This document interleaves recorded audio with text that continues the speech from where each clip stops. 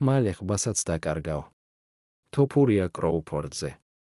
უკანასკნელად UFC-ის მსუბუქი წონის ქართველმა ჩემპიონმა, ილია თოფურიამ, ტერენს კროუფორდის მიმართულებით სოციალურ ქსელში განცხადება გააკეთა.